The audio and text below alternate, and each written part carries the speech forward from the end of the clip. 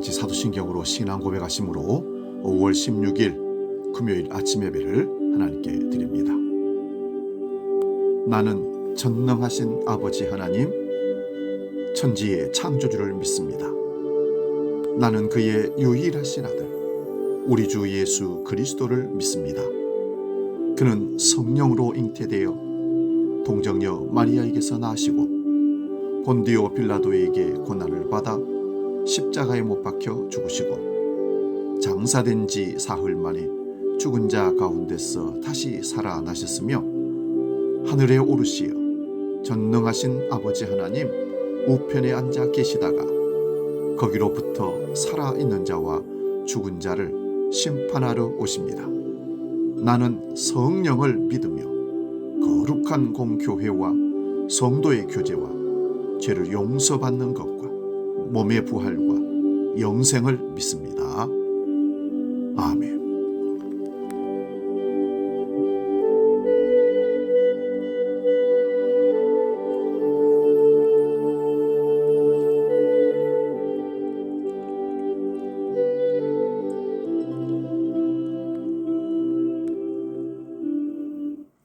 찬송가 383장 눈을 들어 산을 보니 함께 찬송합니다.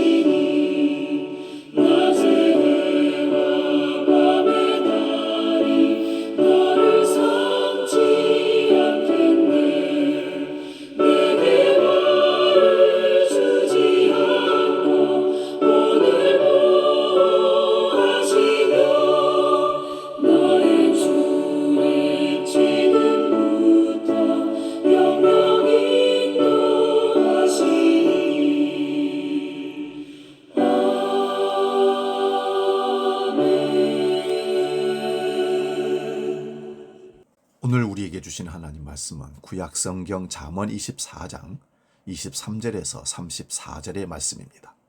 구약성경 938면에 있습니다. 잠언 24장 23절에서 34절 봉독할 때 살아계신 하나님의 음성을 들을 수 있기 바랍니다. 지금 봉독합니다. 이것도 지혜로운 자들의 말씀이라. 재판할 때에 낯을 보아주는 것이 옳지 못하니라. 악인에게 네가 좋다 하는 자는 백성에게 저주를 받을 것이요 국민에게 미움을 받으려니와 오직 그를 견책하는 자는 기쁨을 얻을 것이요 또 좋은 복을 얻으리라. 적당한 말로 대답함은 입맞춤과 같으니라. 내 일을 밖에서 다스리며 너를 위하여 밭에서 준비하고 그 후에 내 집을 세울지니라. 그는 까닭없이 내 이웃을 쳐서 증인이 되지 말며 내 입술로 속이지 말지니라. 너는 그가 내게 행함같이 나도 그에게 행하여 그가 행한 대로 그 사람에게 갚겠다 말하지 말지니라. 내가 게으른 자의 밭과 지혜 없는 자의 포도원을 지나며 본즉 가시된 뿔이 그 전부에 퍼졌으며 그 지면이 거친 풀로 덮였고 돌담이 무너져 있기로 내가 보고 생각이 깊었고 내가 보고 훈계를 받았노라. 네가 좀 더 자자 좀 더 졸자 손을 모으고 좀 더 누워있자 하니 내 빈궁이 강도같이 오며 내 곰핍이 군사같이 이르리라. 아멘. 봉독한 말씀으로 정직한 질문에 정직한 답변, 이런 제목으로 말씀의 은혜를 나눕니다. 우리말에 우문현답이라는 말이 있습니다. 어리석은 질문에 현명한 답을 한다는 의미입니다. 근데 저는 정직한 질문에 정직한 답이 가장 아름다운 질문과 답이라고 믿습니다. 법을 집행하는 사람에게 가장 중요한 자세는 정직함입니다. 자신의 정치적 욕망을 위하여 법을 이용하는 자는 가장 치욕스럽고 사악한 자입니다. 법은 항상 정직한 답을 주어야 합니다. 자신의 인맥과 학연과 혈연에 따라서 법의 잣대가 바뀌면 개인의 삶은 편할 수 있었으나 역사 속에서 두고두고 악인으로 남게 될 것입니다. 영적인 영역에서도 정직한 질문과 정직한 답변은 매우 중요합니다. 정직한 답을 가진 사람이 삶의 의미를 가집니다. 사람들은 저마다 답을 찾고자 몸부림을 칩니다. 답을 찾을 때 비로소 삶의 굴레에서 자유를 누릴 수 있습니다. 전 세계 사람들이 스페인의 산티아고 순례길을 찾는 이유가 답을 얻기 위함이라고 합니다.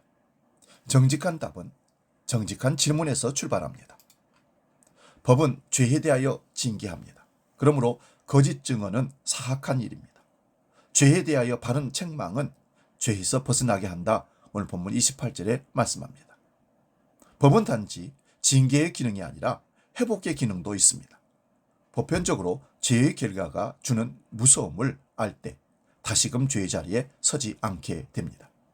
우리의 문제를 법에 맡기는 것은 사적인 보복을 막기 위함입니다. 보복은 항상 보복을 남깁니다. 법에 대한 정직한 답만이 아니라 삶에 대한 정직함이 있습니다. 게으름에 대한 하나님의 답입니다. 게으름은 악하다 하십니다. 하나님의 부르심에 불순종하는 일이기 때문입니다.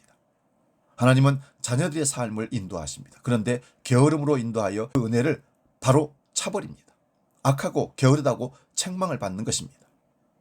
예레미야 38장 14절에서 28절에 보면 이스라엘의 시드기야 왕이 바벨론의 예루살렘 침략이 가까워진 상황에 다시금 예레미야를 부릅니다. 그리고 예레미야에게 정직한 질문을 하고 정직한 답을 달라고 말합니다. 가령 이런 겁니다. 저 바벨론이 우리를 쳐들어오느냐 아니면 다른 길로 가느냐. 시드기야 질문은 정직한 하나님의 뜻이 있었습니다. 시드기야는 하나님의 이름 앞에 약속을 합니다. 예레미야를 결코 죽이지 않을 테니 정직한 하나님의 뜻을 알려다는 말씀입니다. 예레미야는 정직하게 하나님의 뜻을 답합니다. 바벨론에게 항복하는 것이 사는 길이라고 말입니다. 이에 시드기야는 정직하게 질문합니다.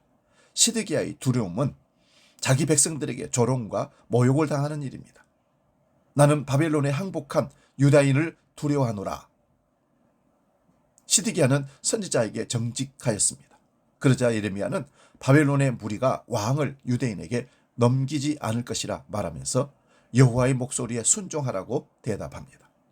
그러면 왕이 복을 받아 생명을 보존할 것이라 말씀합니다. 그러나 거절하시면 내게 보이신 말씀대로 될 것이라고 대답합니다. 그것은 이스라엘의 처절한 패망입니다. 정직한 질문과 정직한 답이 있는 시간입니다. 이제 결정만 남았습니다. 시드기야는 예레미야에게 나눈 대화를 아무에게도 말하지 말라고 요청을 합니다. 유다의 고관들이 물을 때 이전에 예레미야가 요청하였던 사실, 모두가 알고 있었던 요나단의 감옥에만 보내지 말라는 말만 하라고 합니다. 그러면 살 것이라고 요구합니다. 삶에 대하여 성실하고 정직하면 일용할 양식이 주는 감사함을 누립니다. 불로소득을 꿈꾸거나 기뻐하는 자는 빈궁이 강도같이 오고 곰핍이 군사같이 온다 말씀합니다. 땀의 열매, 부지런함과 성실함의 결과는 하나님이 채워주십니다. 로마서 12장 17절에 너희는 이 세대를 본받지 말고 이 세대에 속하지도 말라라고 말씀합니다. 하나님의 뜻을 분별하고 하나님의 심판하심에 맡겨야 합니다. 그리고 착하고 충성된 종의 자리에서 늘 서 있기를 힘써야 합니다. 이제 말씀을 마무리합니다. 정직한 질문에 정직한 답변을 우리는 할 수 있어야 됩니다. 오늘 우리는 내가 손해가 나더라도 정직한 질문을 해야 되고 내가 손해가 나더라도 정직한 답변을 하여서 하나님의 인도하심, 하나님이 기뻐하시는 그 삶을 살아내는 저와 여러분 되시기를 주의 이름으로 축원드립니다. 기도합니다. 아버지 하나님, 이 땅에는 정직한 질문이 없고 정직한 답변 또한 기대하기가 어려운 세상이 되었습니다. 오늘 하나님 우리에게 정직한 질문에 정직한 답변을 기대하라 말씀하시며 우리를 인도하십니다. 아버지 하나님, 우리가 하나님 앞에서 정직할 수 있기를 원합니다. 좌우나 우루나 흔들리지 않고 정직함으로 이 땅을 살아내게 해 주옵소서. 오직 말씀을 푯대로 삼아 말씀에 벗어나지 아니하도록 좌우나 우루나 치우치지 않도록 우리를 인도하여 주옵소서. 이 시대를 분별하고 세상에 속한 삶을 살지 않도록 하늘에 속한 자로 이 땅을 살도록 성도로 살도록 우리를 이끌어 주옵소서. 이제 주기도로 기도합니다. 하늘에 계신 우리 아버지, 아버지의 이름을 거룩하게 하시며 아버지의 나라가 오게 하시며 아버지의 뜻이 하늘에서와 같이 땅에서도 이루어지게 하소서. 오늘 우리에게 일용할 양식을 주시고 우리가 우리에게 잘못한 사람을 용서하여 준 것 같이 우리 죄를 용서하여 주시고 우리를 시험에 빠지지 않게 하시고 악에서 구하소서. 나라와 권능과 영광이 영원히 아버지의 것입니다. 아멘.